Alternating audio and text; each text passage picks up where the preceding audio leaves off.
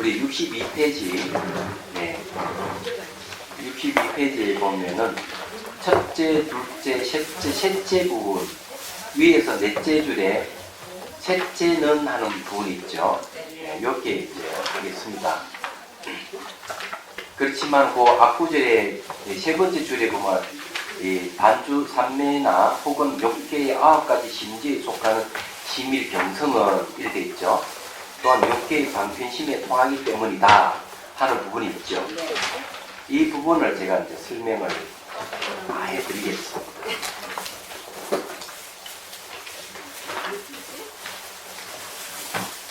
이게 무슨 말이냐면요. 이 9가지 심주라고 하는 건 구주심을 얘기하는데, 이 대성 사마타 수에는 이 9단계 마음에 머무는 게 있어요. 그러면 그 마음이라는 것은 뭐냐 하면은 공성에 깨어있는 마음을 대상으로 합니다.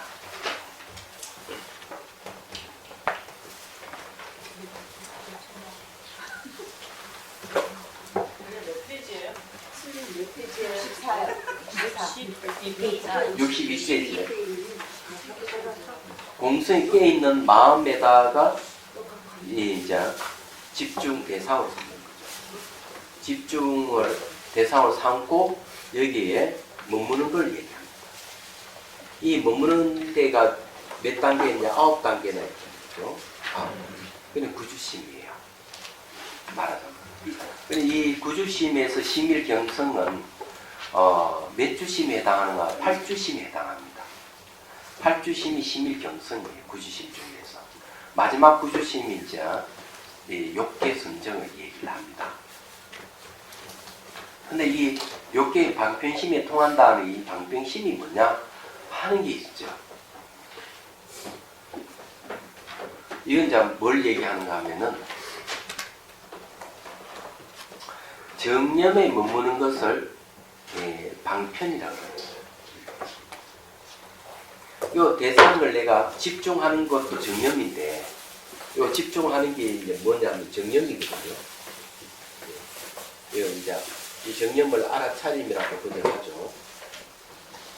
정념인데, 내가 이렇게 정념으로 공성에 이렇게 알아차림하다가 마음이 어디에 머물러 버리는가 하면 정념에 머물러 버려요. 정념에 머무르게 되면은 이 공성이라고 하는 깨어있는 마음하고 정념하고 이 두 가지가 하나가 되거든요. 하나. 그러니까 이걸 심일경성이라고.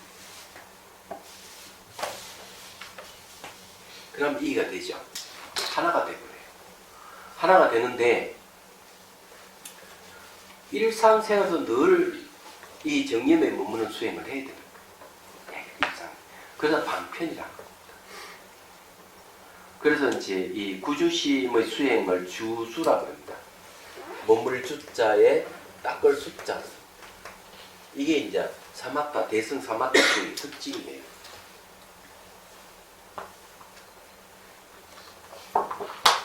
그럼 우리가 이제 이런 걸 굉장히 이제 전문적인 이야기잖아요. 처음 들어보는 사람이 무슨 소리인지 이해도 못하고 그러는데, 왜 이제 깨어있는 의식에 마음이 머물러야 하는가? 그리고 깨어있는 의식이 마음에 머물 수 있는 방법은 깨어있는 의식을 알아차리고는 정념에 머물러 버리면은 주객이 하나가 되면서 깨어있는 마음에 머물게 되는 겁니다. 그걸 심밀경성이라고 해요. 그런 걸 왜 해야 되는가? 그냥 뭐 재밌게 놀면 되지. 노래방 가서 노래도 부르고 맛집에 뭐 음식도 먹고 뭐 놀러 다니고 얼마나 좋아. 근데 이런 거 왜 해야 되느냐? 이렇게 하면 스트레스를 받지 않고 삶과 죽음의 문제가 해결된 사람은 노래방 가도 괜찮고 맛집에 가도 괜찮고 세계 일주를 하든 뭘 하든지 다 괜찮아. 그렇지 않은 사람은 스트레스 받는 거야. 괴롭고. 근데 마음을 한 대상에 머무르고 심일경성이 경기에 가버리면은 이런 괴로움이 없어버려요. 그래서 이 특징이 뭐냐 하면은 집중이 이게 심일경성이 한 대상에 집중되어 있는 상태이기도 하거든요. 이런 상태가 왜 좋냐 하면 이 두 가지를 표현한 하나는 튕겨낸다. 번뇌를 튕겨내버린다. 또 다른 표현은 음식을 토하듯이 번뇌를 토해버린다. 삼키지 않고. 튕겨낸다 하는 표현은 미린도 왕문경에서 이 얘기를 하고 있다. 미린도 왕문경에 보면 이제 탐욕이 튕겨나가고 분노가 튕겨나간다. 이렇게 돼. 집중력이 좋으면. 근데 원효 스님은 토해버린다. 삼키는 게 아니고 안 받아들인다. 토한다. 그런 말. 멋진 비유죠. 번뇌를 삼키지를 않는 거예요. 토해버린다. 밀어내버린다. 그래 이게 이제 심밀경성이에요. 이런 경지에 이제 이르게 되면은 스트레스를 안 받아요. 얼마나 좋아요. 이게 욕기심이 일어나기 때문에 우리 일상생활에 얼마든지 할 수 있는 수행이 가능하다. 근데 이런 얘기 여기서 하는 이유는 뭔가 하면 앞으로 이제 본문에 계속 이런 얘기 나오기 때문에 미리 이제 이걸 하는 거죠. 근데 스님, 정념이 아니래도 알아차림 하면은 마음이 흔들리지는 않는 거 같아요. 알아차림을 내가 마음이 흔들리지 않을 정도면은 찰나산매라고 해요. 찰나산매요? 네. 찰나산매는 A를 알아차리든 B를 알아차리든 네. C를 알아차리든 이 알아차림 경고해가지고 대상 매 순간순간 변하는 대상을 알아차림할 때 번뇌가 일어나지 않으면 그는 찰나산매라고 해요. 여기에서는 찰나산매에 대한 얘기는 아닙니다. 사마히타와 정례의 이름으로써 이 두 가지는 쪼그리 욕계의 마음에는 전혀 통하지 않기 때문이나 오직 경안이 합축하고 있는 것만을 취하기 때문이다. 사마히타라 하는 말이 무슨 말인가 하면요. 사마히타는 이제 그 등인이라는 말을 이제 씁니다. 같을 등자에다가 이끌 인자 써요. 이 등인이란 말을 쓰는데 이게 뭘 이끌어내느냐가 참 중요한 거예요.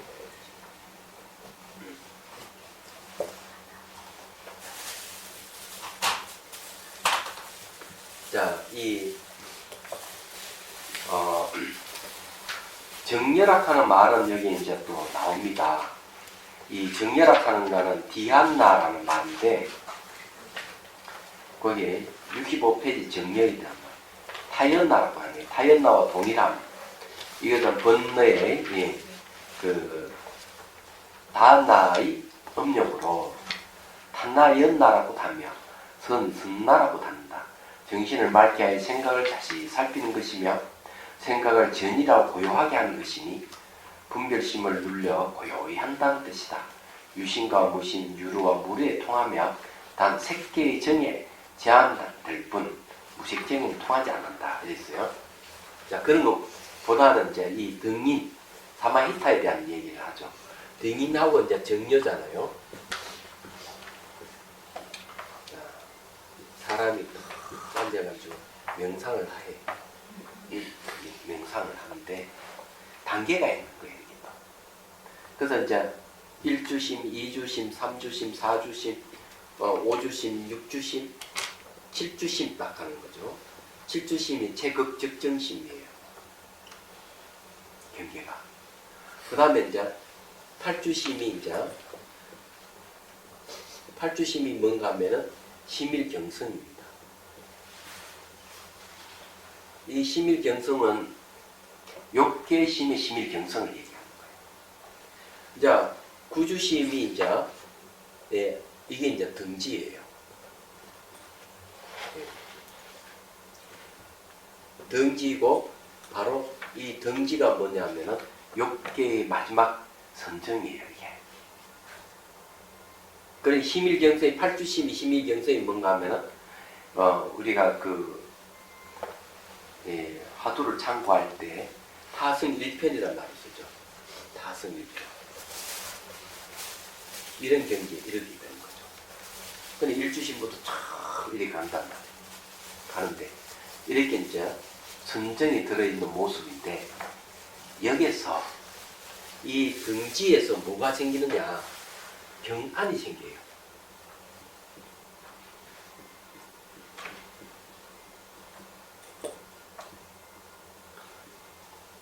뭔가 마음의 경안입니다.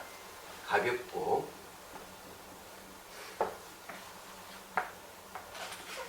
네. 뭔가 마음이 아주 가볍고 평안한 거예요.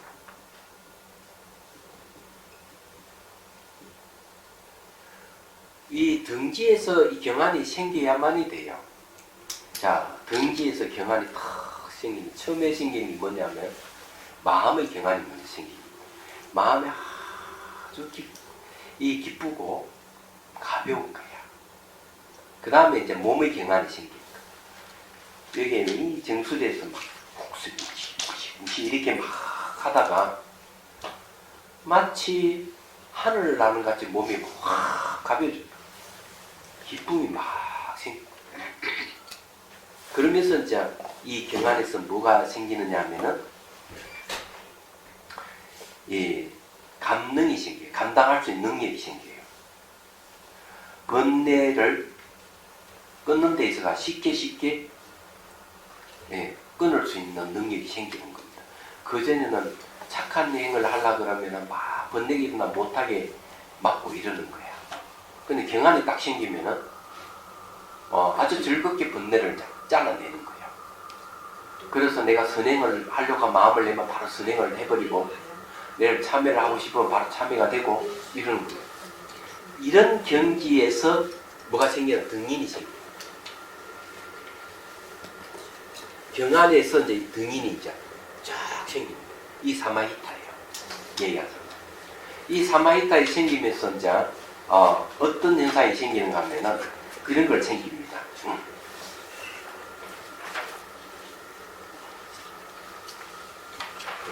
자, 그 이유를 이제 설명해 드리죠. 사마히타, 이런 것이 생겨요. 하늘에 비가 이렇게 쫙 오고 나면 하늘이 굉장히 맑고 투명하게 마음 상태 그런 상태가 되는 거예요. 그래 아주 기뻐요. 기쁨이 있는 거예요. 뿐만 아니라 그것도 있어요. 내가 대상에 머물고자 하는 건 자유자재를 머물 수 있어. 공성을 아는 깨있는 마음에 자유자재를 머물 수가 있는 거예요. 그래서 이 사미히타 하는 말이 그런 걸 이끌어내는 거예요. 이때는 욕계심이 아니고 색계심이라고 합니다. 등지까지는 욕계심인데 이게 경안이 생기면서 이 이제 사마히타가 생기면 색계심이에요. 색계의 마음입니다. 색계라 하는 것은 물질 청정함 이런 뜻이 있고요. 오용락이 없다는 거예요. 물질이 왜 청정하냐 하면은 탐욕과 성냄과 어리석음과 교만, 의심 같은 이런 번뇌가 대상을 오염시키지 않는다는 거예요. 대상을 오염시키지 않으니 그 대상이 청정한 거예요. 물질이 청정하다는 거지.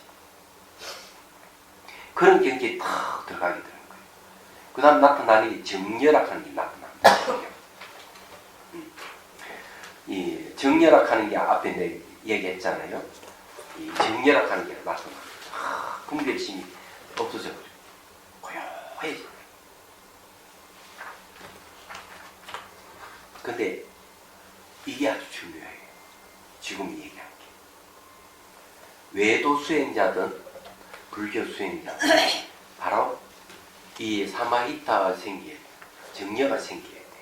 이것을 뭔가 하면은 사마타가 성취됐다 이렇게 얘기합니다. 그걸 정사마타라고 합니다. 사마타 성취된 걸 정사마타라고 해요. 바르다는 거죠. 정사마타. 바를 사마타가 성취된 거예요. 그런데 이 색계심의 마음은 색계심의 마음인데 초선정은 아니에요. 색계 초선정은 아니에요. 그러면서도 욕계 선정도 아니야. 그래서 이게 중요한 거예요. 이 정사마타를 의지해가지고 비로소 오온을 분석해낼 수가 있어요. 왜 무지무지하게 중요한 거예요. 그래서 여기에 보면은 셋째는 사마히타와 정의의 이름으로서 이 두 가지는 좁으니 욕기의 마음에는 전혀 통하지 않기 때문에 욕기심이 아니다 했죠. 오직 경안이 함축하고 있는 것만을 취하기 때문에. 그리고 경안이 생기면 등인이 생긴다 했죠.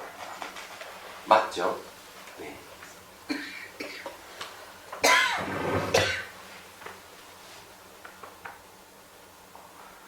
그래서 이제 사마타를 성취하게 되면은 여기서 이 사마타의 삼매를 의지해 가지고 뭘 하느냐? 사마타의 삼매를 의지해서 오온을 분석해가는 이 대승 이파사나가 시작되는 거예요. 이때는 지관 쌍수라고 해요. 사마타 이파사 쌍수하는 거예요. 그건 오온이라고 하는 색수상행식, 색은 몸과 물질을 얘기하고 수상행 정신을 얘기하죠. 이 다섯 가지 집합체를 오온이라고 하는데 바로 인간을 얘기합니다. 인간을 오온이라고 합니다. 근데 인간에만 한정되는 건 아니에요. 이건. 그는 이 오온이라고 하는 것은 또 몸과 마음이지만은 이 환경까지 다 포함해서 얘기하는 거예요. 그럼 오온 가는 건 전 우주를 다 통틀어서 오온이 되는 겁니다. 그때. 줄이면 몸과 마음을 줄일 수가 있죠. 몸과 마음과 환경 얘기. 이걸 이제 분석을 해내면 왜 분석하느냐? 공성을 드러내는 방법이 분석하는 것이죠. 그래서 이제 대승기 신론은 이렇게 얘기를 해요. 지관상수를 하면 해 나가는 데 있어서 분석이 너무 강하면 선정 힘이 약해지죠. 그러면 이제 사마타 선정을 강화시키고 또 사마타 선정이 너무 강하면 분석하는 힘이 약해지죠. 그럼 그때는 분석하는 힘을 또 높이고 이렇게 해가지고 선정과 그러니까 선정과 분석을 항상 균등 있게 가져가는 거예요. 이제 그 카발라 시가 수석 차지에도 이 얘기를 하고 있습니다. 그렇게 해서 이제 뭐가 생기느냐? 사마타가 아니고 이빠산나의 삼매가 생기는 거예요. 이게 이제 심일경성이라 할 수 있어요. 이빠산나의 삼매가 생겨요. 그러면 사마타의 삼매와 이빠산 삼매가 하나가 탁 되면은 그걸 공삼매 또는 일행삼매 또는 진여삼매라는 거죠. 그 속에서 무분별 지혜가 생기고 깨달음이 탁 촉발하는 거예요. 얘기하죠. 그래서 그 다음 구절에 이제 보면 나옵니다. 넷째는 사마발제와 사마타로서 이 두 가지는 정의 경지 내에서 구별이 있는 것 중에서 가장 좁으니 사마타는 네 가지 해행 중에 심일경성에는 통하지 않습니다. 사마타 네 가지 해행이라고 합니다. 네 가지 해행이라고 하는 말은 무슨 말인가 하면요. 이빠산나에서 말하는 걸 얘기합니다. 65페이지 보십시오. 65페이지 13에 보면 사마타는 네 가지 해행 중에 심일경성이 통하지 않으면 네 가지 해행이란 정사태, 체극사태, 주변심사, 주변사찰 이거는 분석하는 방법입니다. 이 네 가지의 비발사타 이빠산나네. 이빠산나를 말한다.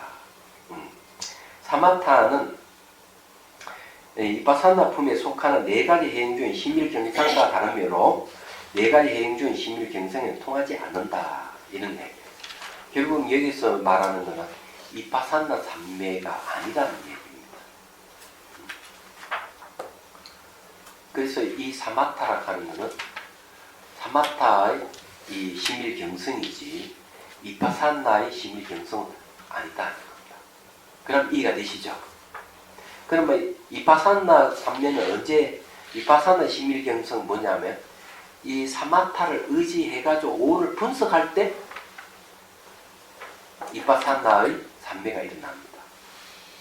그 분석하는 건 뭐라면 네 가지 해행으로 하는 거예요. 이야기하자면 그 여기서 이제 말하는 건 정사택, 바르게 생각해서 선택하는 것.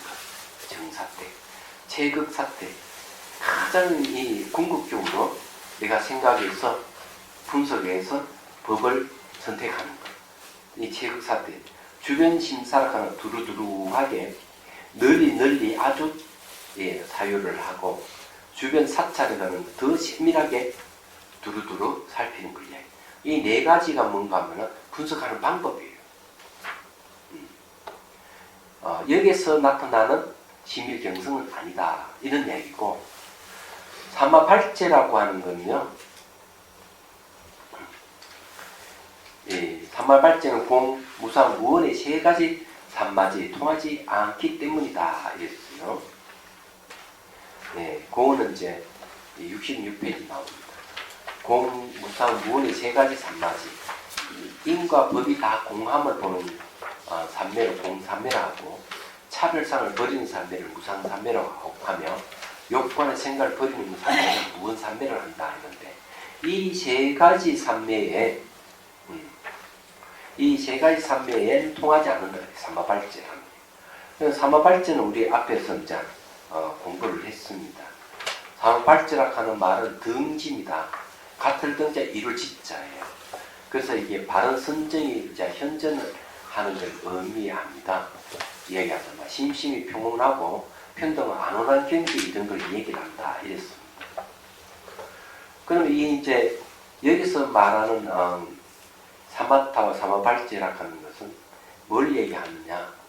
이런 이 등인 사마히타와 정려 다음에 오는 것을 얘기하는 건지는 잘 모르겠어요. 그럼 어쨌든 이런 과정을 거쳐가지고 정사마타에 의해서 오온을 분석하는 것은 이빠사나의 네 가지 해경에 속한다는 걸 분명하게 말씀드릴 수가 있습니다. 어쨌든 이 삼매에 대한 이러이러한 삼매라는 건 내 얘기하는 거죠. 어쨌든요, 이렇게 거쳐간다 하는 것만 이해하시면 좋아요. 너무 깊이 막 파고들면은 어떨 때는 질을 잃어버려가 머리가 지가 나는 경우가 있죠. 예. 그때는 좀 쉬어주죠. 네. 자, 넘어갑니다. 그래서 8가지 이름은 넓고 좁음을 대략 서술하면 이상 같다. 세 번째 제목을 해석하기를 마친다. 이제 제목 해석이 끝났습니다. 이제 본문 들어갑니다. 66페이지. 이제 어려운 걸 이제 넘어갔고 이제 쉬운 게 이제 나옵니다. 삼매가 뭐지? 삼매도 8종류로 나눠 설명하는 게 머리가 지긋지긋하지만은 또 한편으로 생각하면은 대상이 집중하고 있는 상태를 8단계를 나눠서 설명했다. 이걸 잘 알게 되면 내가 선정이 이 집중할 때 내가 어느 정도의 경지가 있는지를 알 수가 있는 거예요.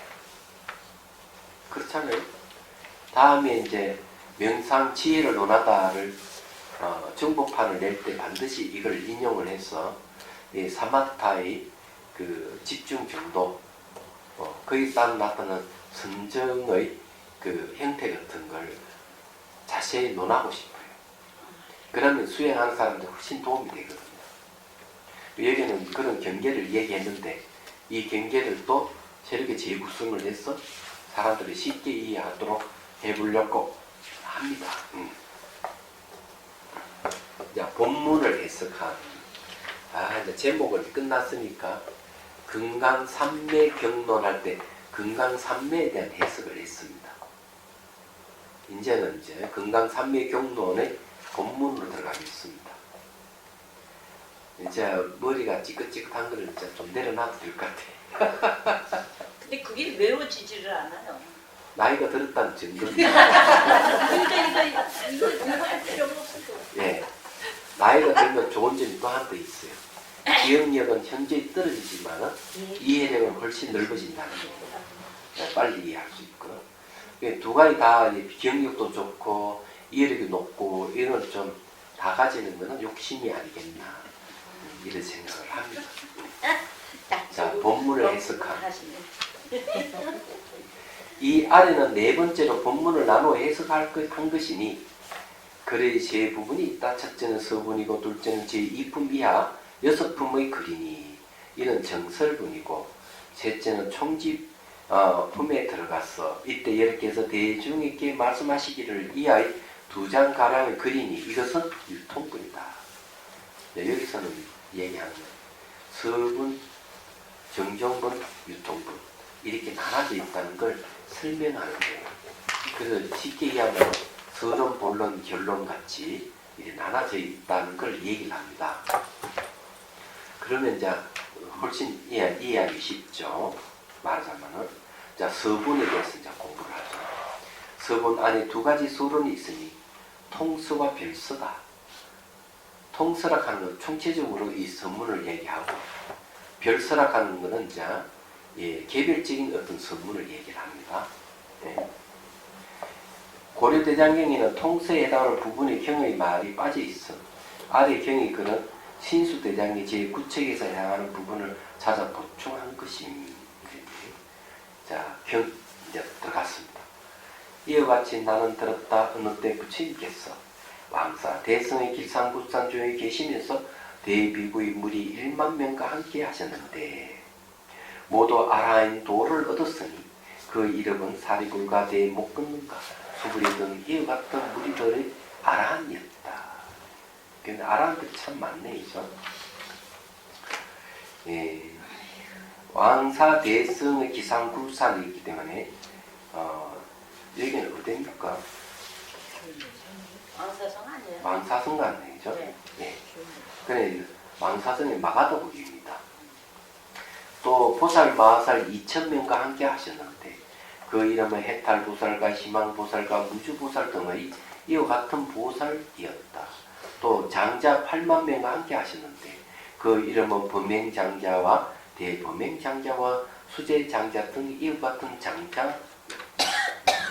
장자 그러면은 요즘 말하면 아마 그 유지 정도 될까? 지방의 유지나 저명인사 또는 사업가 이런 이들이 아니겠나.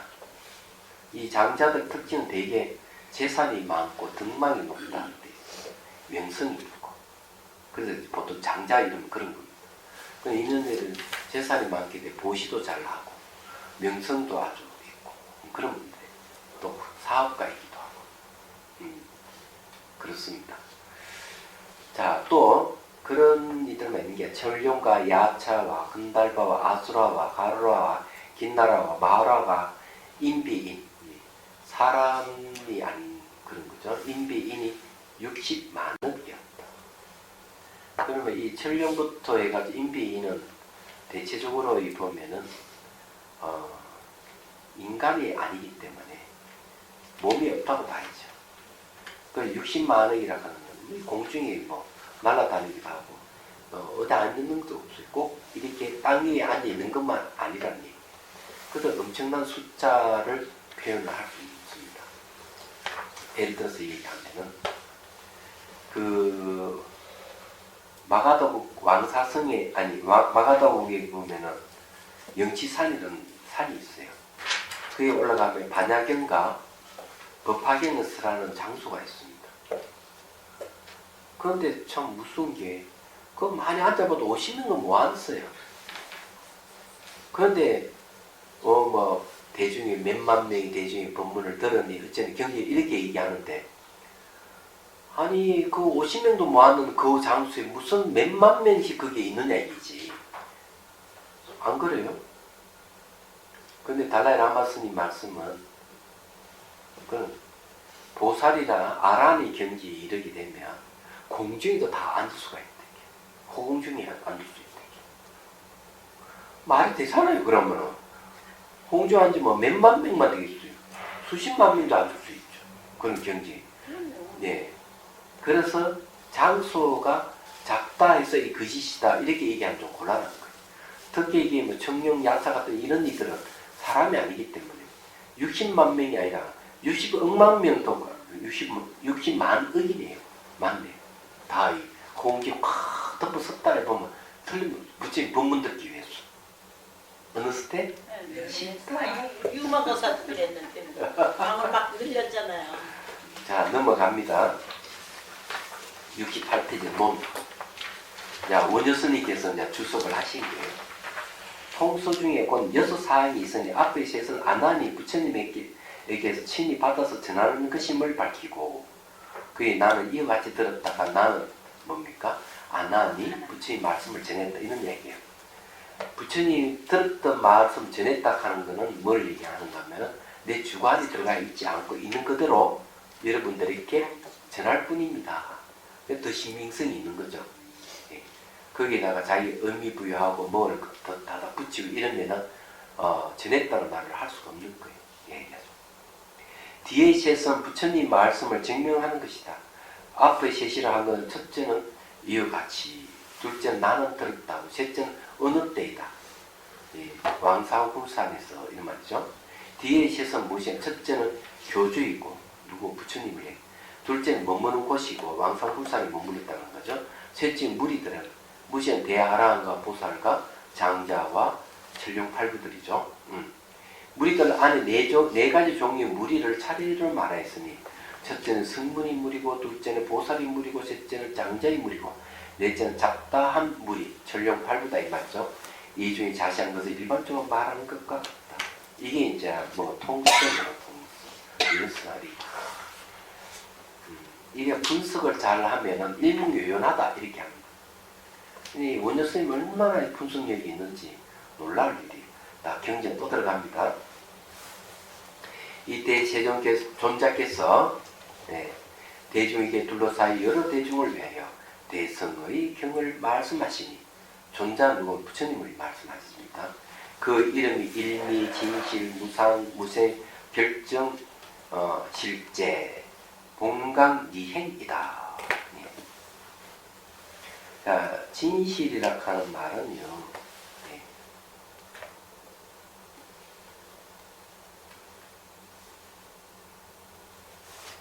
예, 진실이라는 말을 이제 쓰고 있는데,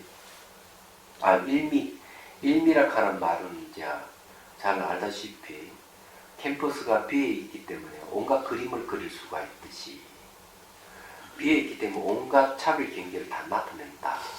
그러나 그게 비어 있는 부분을 일미라고 합니다. 그 공성의 다른 이름이죠. 진실이라고 하는 것은요, 참진짜, 사실 시차 진실입니다. 진리 다른 이름입니다. 무상은 모양이 없다는 얘기고요. 무생은 생이 없는 무생문멸을 얘기합니다. 결정실제라고 하는 것은요, 결정되어 있다고 하는 것은 바뀌지 않는다는 얘기예요. 똑같은 얘기예요. 본강이행이라고 하는 것은 본각은 우리 마음의 본성은 본각이랍니다. 본각이 아주 애리한 행하는 것은 지혜를 얘기하지 않겠네 이래 보는 겁니다. 만약 이 경을 듣고서 내지 하나의 사구 개성이라도 받아지니게 되면 이거 많이 듣던 소리네요. 건강에 나온 소리 똑같죠. 네 개의 개성만 다 들었음에도 그런 말이죠. 이 사람 곧 부처님이 지혜 경지에 들어가게 돼요. 방편을 중생하고 교화할 수 있으며 모두 중생을 위해 큰 선지식이 될 수 있다. 사구 개성을 하나를 받게 되면 금강경이 이렇게 있죠. 칠보를 삼천대천세에 보시하는 것보다 사후계를 사람들이 일러주는 것이 공덕이 더 크다. 이렇게 얘기해요. 그 말에 비하면 여기는 또 사실적으로 얘기하고 있죠. 네 개의 개성만 잘 받아지게 되면 지혜가 생긴다는 거죠. 그래서 부처님의 지혜 경지에 들어가서 중생구제를 할 수 있다. 그래 중생구제를 할 수 있기 때문에 중생들이 선지식 스승이 될 수 있다. 이렇게 얘기를 하는 겁니다. 쉽다. 또 넘어가고. 그래서 우리가 이제 여기 개념 정리를 하기 위해서 70페이지 봅시다. 부처님 지혜를 뭐라고 하는가? 3번 부처님만이 가지고 있는 지혜, 가장 수승하고 위없는 지견으로 일체 종지와 같다. 일체 종류를 다 아는 지혜를 일체 종지라고 해요. 유식법상에서는 불지의 대원경지, 평등성지, 묘관찰지, 성수자지 등 4가지 지혜가 있다고 하며 일교에도 여러 가지 법계 재성지를 다하여 5가지 지혜가 있다고 한다. 방편이 뭔지라고 합시다. 방편은 우빠야를 갖다 방편입니다. 오빠야를 방편이라는데 쉽게 이해하려면 오빠라고 보면 되겠네요. 비슷한 얘기죠. 네. 여러 경론 중에 쓰이는 방편이라는 말은 다음의 몇 가지 의미로 분류 정리할 수 있다. 방은 방법, 편은 편리이니 일체 중생 근기에 개합하는 방법과 수단을 편리하게 쓰는 것. 말이 맞네, 그죠? 또 방은 바로 이치, 편은 교묘한 말이니 여러 가지 근기에 대하여 바른 이치로 교묘한 말을 하는 것. 곧 중생을 제도하기 위해 여러 가지 수단과 방법을 강구하는 것. 혹은 그 수단과 방법을 방편이라고 한다. 두 번째는 이제 진실에 대칭되는 걸 방편이거든요.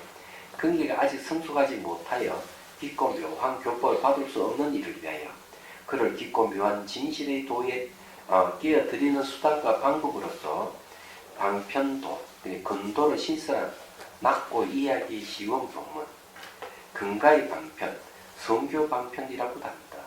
세 번째, 근도로 방편의 길이죠. 근도로 통달하게 하는 지혜, 부처, 보살 여러 가지 수단과 방법을 써서 중생을 진실한 도를 이끌어들이는 근지.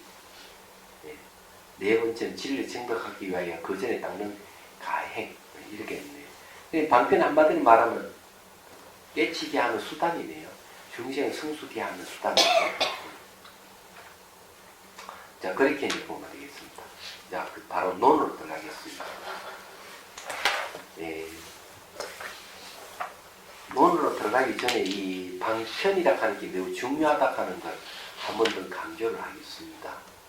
한 번 더 강조를 하고, 대개 이제 그 지혜를 어머니에 비유하면 방편을 아버지에 비유하는 경우가 있는 거, 어떻게 생각해 보니까 그런 한번 본 기억이 있는 것 같습니다. 예. 그는 이제 지혜를 왜 어머니에 비유하는가 하면 바냐바라밀이 불모라 그럽니다. 부처를 탄생시키기 때문에 지혜의 완성이 부처를 탄생시킨다. 그래서 불모라 그래요.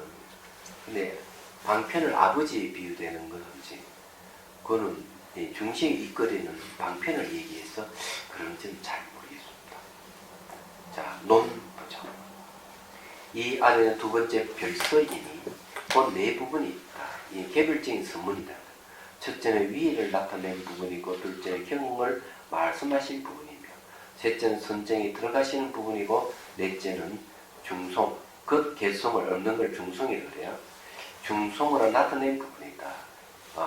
위의를 나타낸 부분은 경에서 이때 존자께서 대중에게 둘러싸여 라고 한 부분이다. 이건 뒤에 앞으로 나올 겁니다. 경을 말씀하신 부분은 경에서 여러 대중을 위하여 대성이 경을 말씀하시니 하는 부분이다. 이 경의 문장의 형태는 법화경의 선문과 비슷하니 법화경들에는 이때 세존께서 네 불의 대중에 둘러싸여 대성의 경을 말씀하시니 그 이름이 무량이다 라고 하였다. 또 전론은 천천히 법화론에서는 이 경의 이름 무량이가 곧 법화경의 다른 제목이라고 판별하였다. 저 법화론의 의도는 법화경을 말하기 전에 말한 것으로 생각하기 때문에 서분이라고 하는 것이다.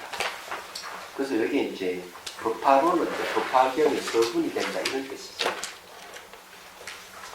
이제 이 경의 문장의 형식을 본다면 이제 원효스님께서 이걸 처음 분석을 하는 거예요.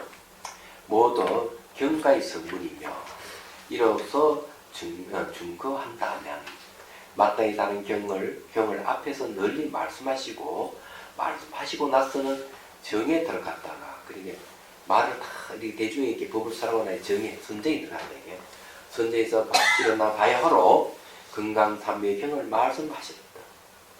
야, 이 말은 참 뭘 얘기하는가 하면 다른 경을 앞에 다 얘기하고 난 뒤에 또 선정이 들었다 또 이제 법문을 하는데 그 법문이 금강삼昧경이라는 거죠. 그러면 이런 이야기는 뭘 이야기하냐? 앞의 경전은 서문의 서론에 불과하다면은 금강삼昧경은 이제 본론이라는 이런 뜻도 되고요. 뒤에 이제 선이 들어가 다시 깨어나서 경을 설하기 때문에 훨씬 뭡니까? 파워가 있는 가르침이라는 얘기죠. 제가 보기엔 그런 겁니다.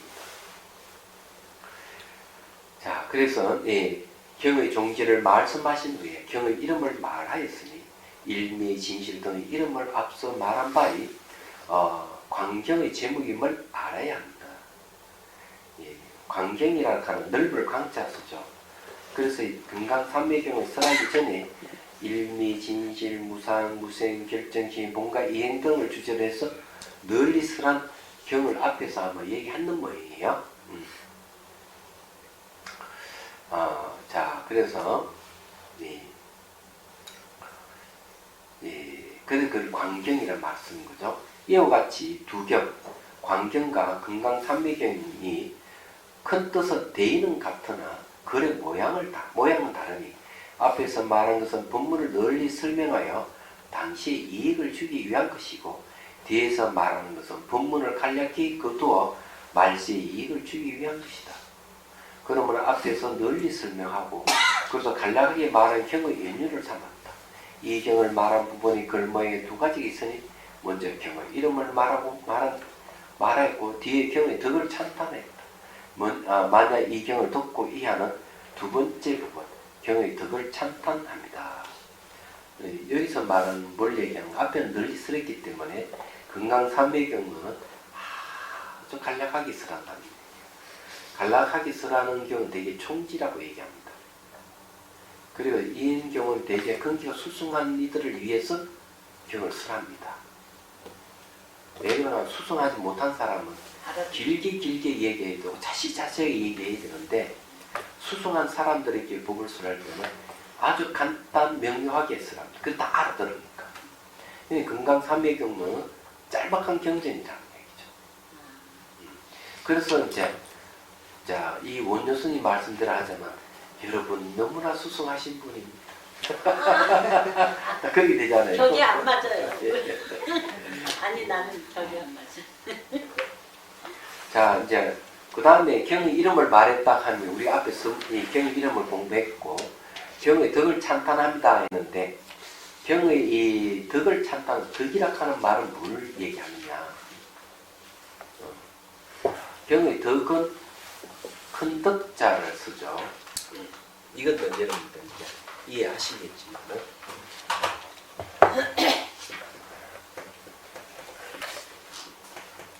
큰 덕자는 옛날에 그냥 얻을 덕자하고 같이 썼다고 이렇게 얘기합니다. 덕이라 하는 것은 이덕과 같은 권리. 경의 덕을 얘기하면 우리는 그 경을 덕을 통해서 이익을 얻을 수가 있는 거예요. 이익을 얻을 수 있기 때문에 경의 덕이라고 얘기하는 거예요. 그래서 사람들 예를 들어가지고 옛날도 한 얘기지만 채부자의 그 손자가 길에 났으면은 그 꼬맹이지만 꼬맹이 났으면 전부 다 사람들 이거 도련님 어디 가십니까? 인사를 한다는 거죠. 어른들이. 왜 그런 인사를 하는가 하면은 그 아이 때문에 인사하는 게 아니에요. 채부자에게 덕을 입었다 이게 말 사람들이 채부자에게 덕을 입었기 때문에 그 아이에게도 인사를 하는 거죠. 덕을 입었다 하는 것은 이익을 얻었다는 얘기입니다. 그럼 이해가 되죠. 그래서 경의 덕을 얘기할 때는 이걸 공부를 하면 우리에게 이익이 있다 이런 소리입니다. 어느 스텝? 네. 답답하시죠? 자, 또 넘어갑니다. 그 저기 72페이지에 정에 들었다가 정에서 일어나 바야흐로 이렇게 말씀을 하셨다는 건 부처님께서 정에 들으셨다가 말씀하셨다는 거죠. 예, 요건 이제 이 얘기하면 이런 거죠. 선정이 들었을 때는 이제 초선정, 이선정, 삼정, 사정 쫙 선정이 들어가요. 다 들어가는데 색계 제2선정으로 들어가 버리면은 말과 생각을 끝나게 됩니다. 그래서 색계 제2선정부터는 뭘 얘기하는가 하면은 언어 도담이 돼요.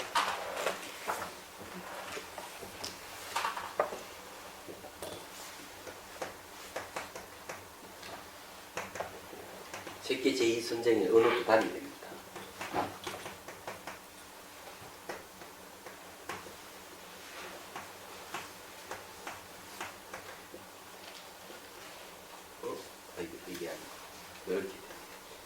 언어의 길이 끊어져 버려요. 왜 언어의 길이 끊어져 버리냐 하면은, 자, 얘기 안 하려면 질문해서 하는 얘기예요. 왜 언어의 길이 끊어져 버리냐 하면은, 초선정이 들어가면 후각과 미각이 사라져 버려요. 세계 이선정이 들어가면 시각과 청각과 촉각이 사라져 버려요. 감각이 다 사라져 버려요. 감각이 딱 사라져 버리면은 언어의 길이 끊어져 버립니다. 우리는 감각을 통해서 언어가 발생이 되는데 감각이 사라졌다. 감각이 사라졌다 하는 말은 대상과 접촉하는 길이 없어져 버린 거야. 대상에 접촉이 될 때 우리 말이 튀어나오는데 접촉이 끊어져 버렸기 때문에 그만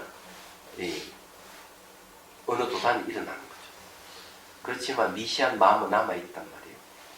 그래서 새끼 이제 삼선정, 사선정 가고 무섭게 다시 공무변 처정, 생무변 처정, 식무변 처정, 무수의 처정, 비상, 비비상 처정을 거쳐서 멸진정에 이르게 되면은 신명천멸을 그래요.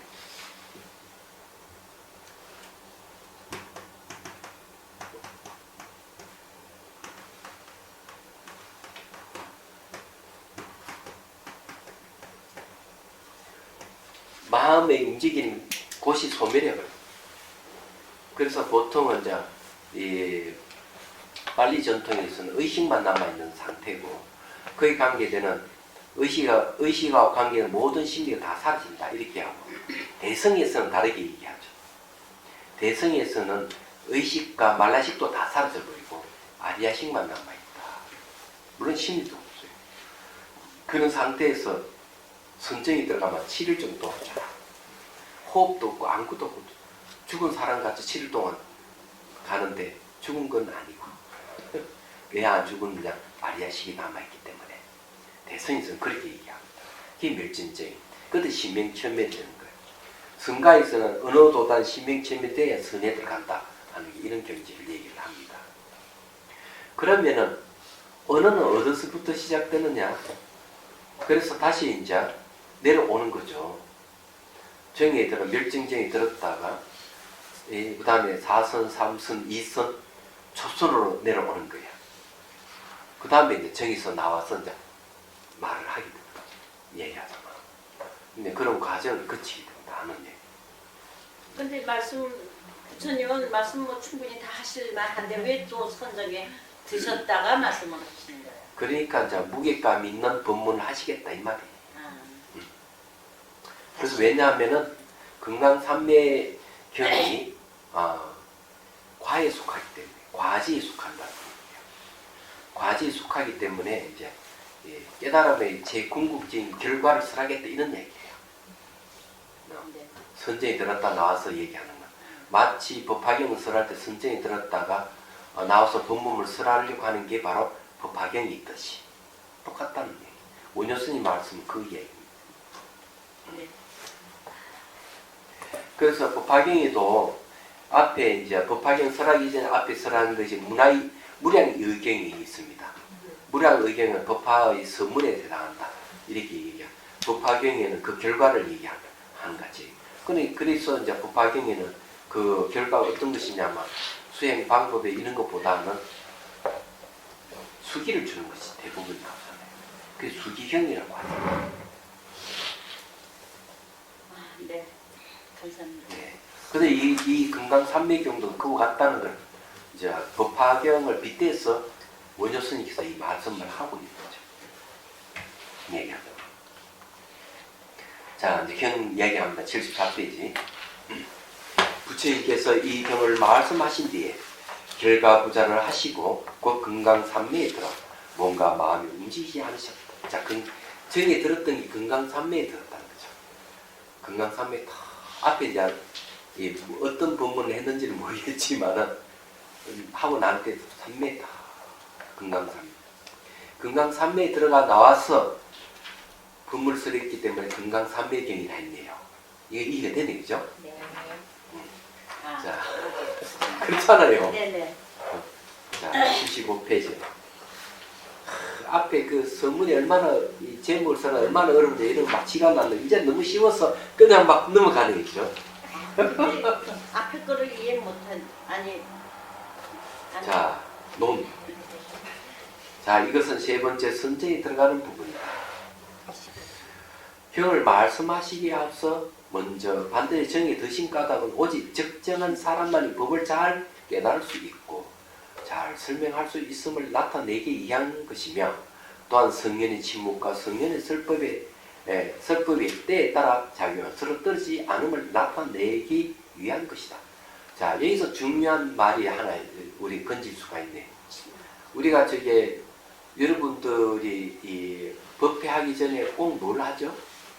저기 입점. 입정을 하잖아요. 네. 이 내용 똑같잖아요. 입정해서 마음을 탁 가라앉히고 이제 본문을 듣는 거예요. 여기서 마찬가지예요. 적정한 사람만이 법을 잘 깨달을 수 있다.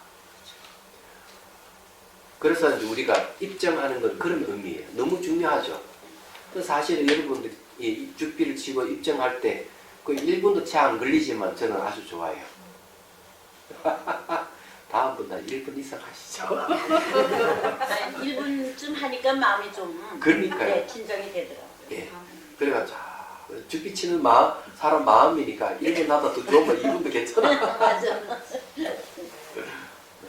그래서 예, 그럴 때 이제 법문 들을 때 속속속 들은다 마음을 비웠기 때문에 그 요 내용이 그런 내용을 하는 거죠. 그때 부처님도 역시 마찬가지 선정이 들어서 나와서 법문하는 건 뭔가 하면 당신 혼자서만 적정이 드는 건 아니라는 얘기입니다. 이 내용을 보면 네. 부처님이 선정이 들었을 때는 대중도 같이 선정이 드는 거예요. 얘기야. 그렇기 때문에 듣는 사람이 적정한 사람이 뭘 잘 깨달을 수 있다는 말 그런 말을 하는 거죠. 집중이 되니까. 그럼요. 그래서 이제 저기 뭐 어디고 티베트 법회에 참석해 보면 먼저 이렇게 입점 들은 건 없거든요. 그런 보면 우리 저기 대한민국에서 하는 이 법회가 어떻게 보면 훨씬 경제의 법을 잘 따르고 있다. 먼저 탁 입증하고 보면 듣잖아요. 여기까지만 하겠습니다. 이거 치가 나 죽겠네 지금.